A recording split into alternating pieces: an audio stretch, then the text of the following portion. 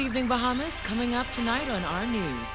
Coming up, Bahamian women rejoice to the proposed changes to the Bahamas Nationality Act. A dump causing a major issue next to a playground on the island of Bimini. A number of residents from Bain and Grantstown have a lot to say about Travis Robinson's comments. The Christian Council president says the government is going against the choice of the people.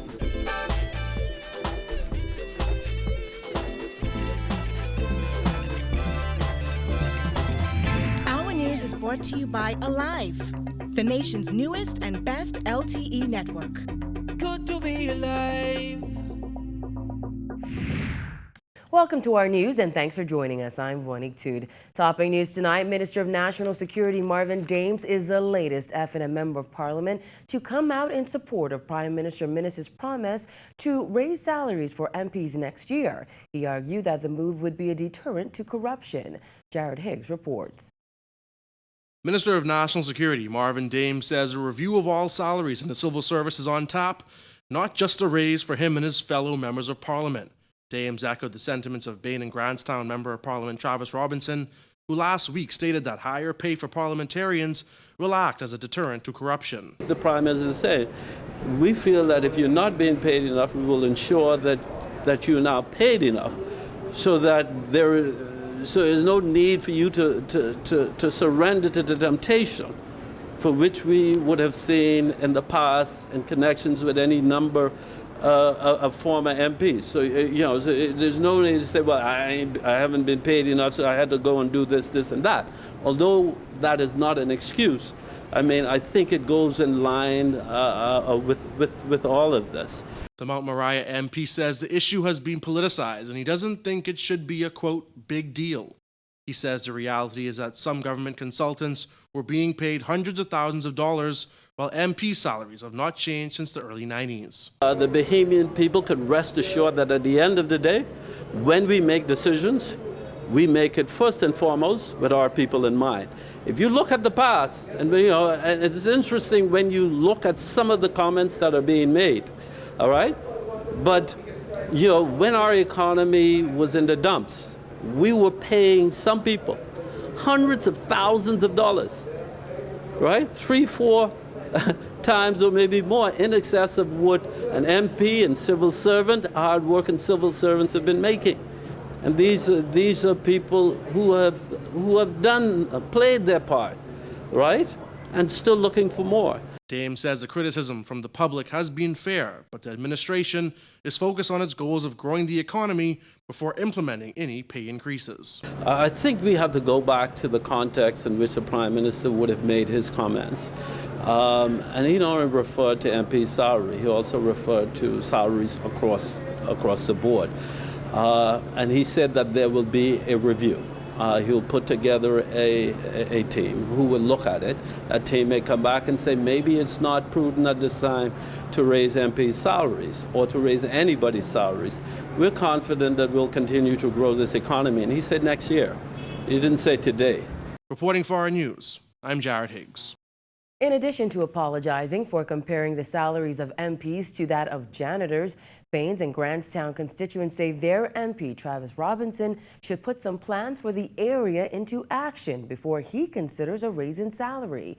April Sands reports. A number of residents have a mixed reaction on Travis Robinson's words on a salary increase, but it's fair to say a number of those same residents share the same view on it being too soon. Everybody need a raise inside this country, but you all went in the house saying it's the people's time, it's the people's time. So right now isn't a good time to discuss pay? No, it isn't a good time to discuss pay because whatever they're getting, whether or I'm not sure exactly what the salary is for them, but whatever they're getting, they went in the house knowing that.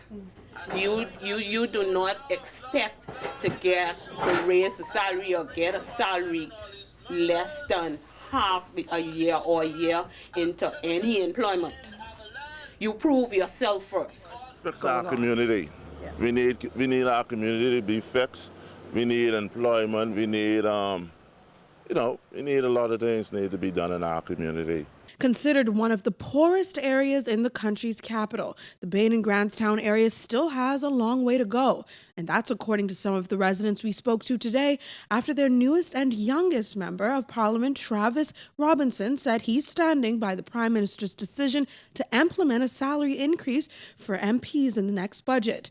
Robinson, who receives 2 salaries as an MP and parliamentary secretary in the Ministry of Tourism at just age 22, likened an MP's salary of $28,000 to a janitorial salary and said a pay raise would deter corruption. But leave it to some of Robinson's constituents to bring him a bit closer to reality. Well, if you see around the area, if you want to take a view, there's a lot of things need to be done. You know, point of knowledge, leave it just like how it is. I mean, it's a lot of vacant property need to be cleaned, and we need to get rid of a lot of rats that's around. We got rats bigger than dogs, and we need to really look at the young people then. Shortly after the election, we reported that residents of the Bain and Grantstown area still have to tote buckets of water for up to a mile just to flush their toilet. It's an issue they say they're waiting to be addressed. We still have a lot of unfortunate in the community that does not have running toilets. And that's a big, big, big issue. You understand me? That's a big issue. We have certain children in the community that does not go to school on a regular basis. This resident, William DeVoe, admitted, though, the timing may be bad, but Robinson has been doing a number of other things for his area. For a very young person that's been there for a very short time, I think Travis has made a great impact on this community, especially during the school. He had taken some 200 children and purchase uniforms for them. That never has been done. And, you know, he had the back to school on Southern Recreation Ground where I think it was some 1,400 students was given backpacks and stuff. And more to come. Reporting for our news, I'm April Sands. Following a parliamentary select committee's controversial recommendation back in May 2014, there has been much debate about the salaries of members of parliament and whether they deserve a pay increase after nearly 30 years. So we decided to take a look at just how much MPs really take home. Your committee recommends that the salaries of members of parliament be reviewed on the same principle as pertains to judges and other judicial officers. That is, that they are reviewed on a regular basis every 3 years. This was the recommendation that started it all. On May 14, 2014, Dr. Bernard Nottage, who chaired a House Select Committee, read in Parliament recommendations that called for members of Parliament's salaries to be reviewed, noting MPs haven't received a salary increase since the 1988-1989 fiscal period. However, that recommendation never became reality following tremendous pushback. 28,000? If I were the head of this country today, my MPs and ministers will be taking another pay cut. The new Prime Minister reignited debate on MP salaries last week when he gave notice of a pay raise for MPs in the next budget. Though at least 2 of his ministers have argued that it is long overdue, some people have noted the other salaries and perks MPs enjoy, in addition to their $28,000 paychecks, like a $30,000 constituency allowance and $100,000 for approved capital works in their constituency. For instance, the Prime Minister, who was listed as one of several millionaires to offer themselves as candidates in the recent general election, makes $86,000 a year, in addition to his MP salary of $28,000 and a $25,000 in duty allowance. That's $139,000 a year, or $695,000 for the entire 5-year term. Meanwhile, the Deputy Prime Minister takes home $76,000 a year in addition to his MP salary and $15,000 in duty allowance for $119,000 a year, or $595,000 over a 5-year period. As for cabinet ministers, In addition to their MP salary of $28,000, cabinet ministers rake in an additional $66,000 and a $5,000 duty allowance. Then there's medical insurance, a government vehicle, and government cell phone. The MP salary, minister's salary, and duty allowance puts their take-home pay a year at $99,000, or $495,000 for the 5-year term. A minister of state takes home a few thousand less. Their annual salary is $60,000. Add to that their $28,000 MP salary and $5,000 duty allowance, for a total of $93,000 a year, or $465,000 for the 5-year term.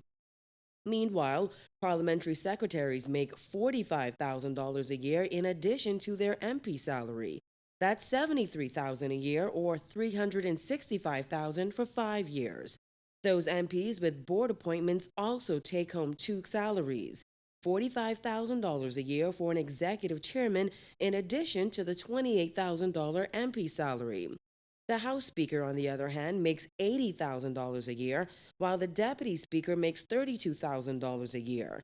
Though MPs argue that their constituency allowance goes to their constituencies, not their pockets, in 2014, then DNA leader Banville McCartney questioned if that's really the case.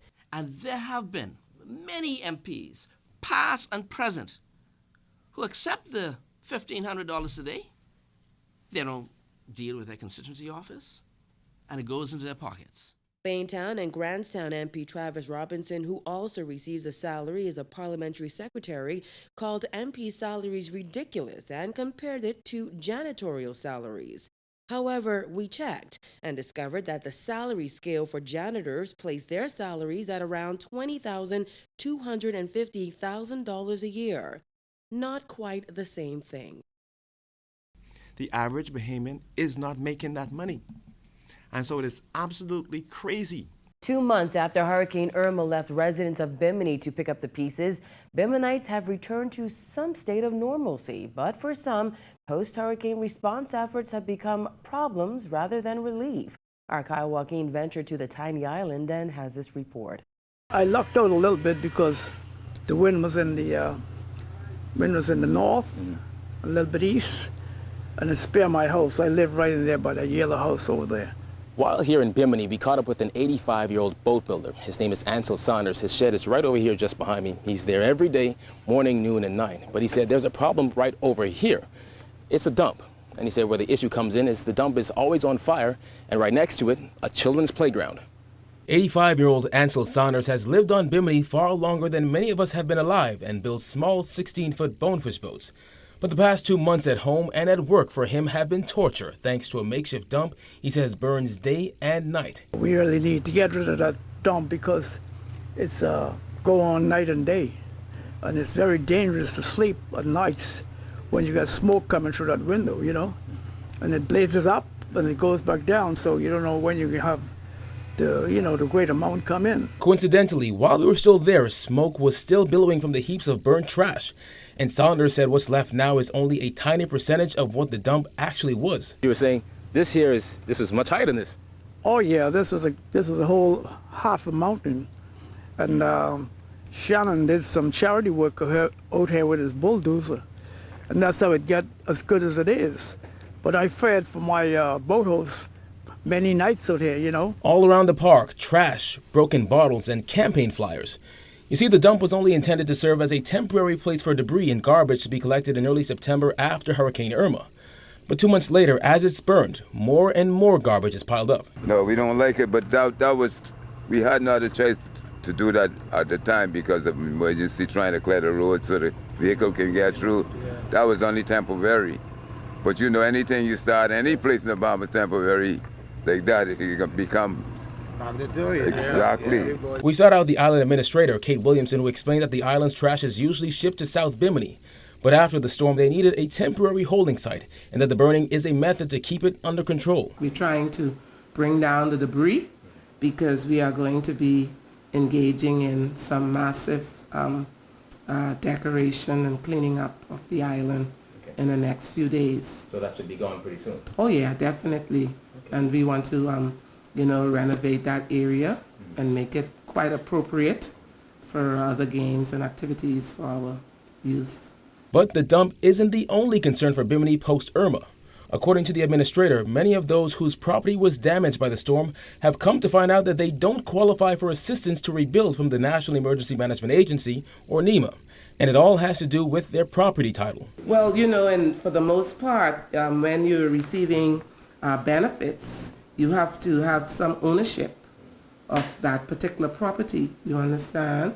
So there are requirements, and persons understand that quite clearly, because for the most part, they are generation lands and all of that. So, they're bouncing back and helping themselves. Tomorrow, we take a look at Bimini's economy and what's the plan for that island following job cuts at Resorts World Bimini last week. For our news in Bimini, I'm Kyle Joaquin. The F&M government announced major pending changes to citizenship laws last week. According to the Prime Minister and Attorney General, provisions will be made for men and women to pass citizenship on to their children regardless of marital status. This comes as welcome news to many men and women who have battled with this issue for years. Jared Higgs has that. Shara Moss Hackett is as Bahamian as they come. Her father is from Auckland and her mother, Long Island. Despite that, Shara's son isn't Bahamian. She married an American, which means her son had to take the citizenship of his father. The fact that I was married to a non-Bahamian, according to the Constitution, I wasn't allowed to pass that on. If I wasn't married, then I could pass it on, or if I was a man that was married to a non-Bahamian, I could pass it on. Shara says it's been challenging dealing with the issue of getting her son's citizenship. She welcomes the government's planned citizenship changes, insisting that she always did things the right way. I think it's a step in the right direction. I think it's good that the dialogue is still open, that we're still having this issue being discussed by the powers that be. I feel that a lot more can be done. It should be automatic. If I am a Bahamian and I have a baby, it should be automatic. I shouldn't have to apply. I shouldn't have to go through a process that non-Bahamians go through. Not everybody followed in Shara's footsteps. One woman we spoke to, Christina Massara, she says that she avoided getting married just to ensure that her 4 children were able to achieve or obtain Bahamian citizenship. My mother's a very astute and practical person, and she had made me aware of the fact that if I chose to remain unmarried, that birthing my children in Canada would not be an impediment to the process of Bahamianizing, of legally and formally Bahamianizing them. Christina says she's thrilled that women don't have to go through the decision-making process that she did just to ensure her kids were Bahamian. I've been I'm very pleased about that, as is my mother. That has played and weighed heavily on our hearts as Bahamian women. I also feel for the plight of the Bahamian men. As I said, I think the law is more about the human than about the sex or gender. Shara and Christina's stories resonate with Bahamian women who have gone through the challenges of not being able to pass citizenship on to their children. Shara says her final and most important hope is that the law is applied retroactively, allowing thousands of children born to Bahamian mothers to obtain their claim to the Bahamas. Reporting for our news, I'm Jared Higgs. Well, the president of the Bahamas Christian Council is accusing the Minister administration of taking draconian actions regarding its plan to change citizenship laws. Giorgio Bain tells us more. Christian Council President Delton Fernandez is warning the government to be careful with proposed plans to make changes to the Bahamas Nationality Act. Fernandez sees this move as going against the results of a 2016 referendum that dealt with the same citizenship issues. Fernandez says this would be the second referendum in which a government ignores the wishes of the people and does its own thing. For me, it's not the fact that it's being done, but how it's being done. When I would have been in agreement for 3 out of 4 of the referendum questions, all of them were defeated. And if we are a democracy, we must respect that.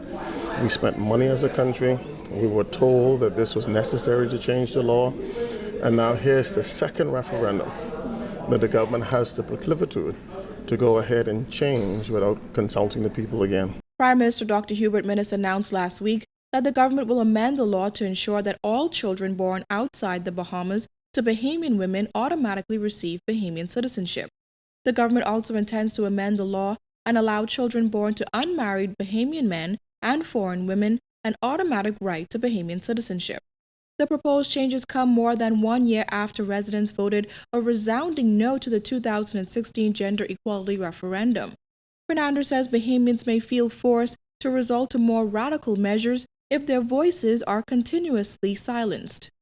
Rather than doing it this way, it silences democracy. We've been having elections where less and less people have been involved. This will make it even worse. And it will lead to less civil options of expressing our views, and then there will be more radical options of expressing, because if you're not listening to your people, yes, every 5 years they can vote you out, but what if in between that 5 years they take to the streets? While Fernandez says he will be waiting for further details to be brought to the House of Assembly, this decision sends a message that people will say anything to be voted in. It sends, I believe, a message that is unspoken, that people will say anything and do anything to get elected. And when they get elected, the agendas from party to party seemingly carries on.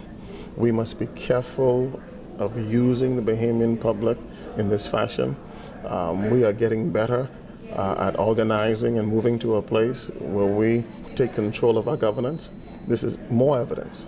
As a people, we must get more involved in what is taking place, and we wait these bills that will come to Parliament to see exactly what is being proposed. Reporting for our News, I'm Georgia Bain. Still to come on our news, the BPL audit to be tabled in Parliament tomorrow. The details are after this break.